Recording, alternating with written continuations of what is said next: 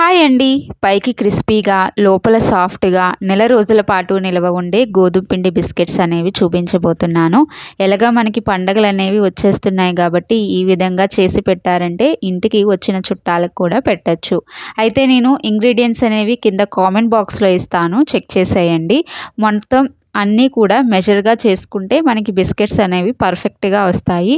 ఈ విధంగా పిండి ముద్దని కలిపేసుకున్నాక ఒక 20 నిమిషాల పాటైనా నాననివ్వాలి.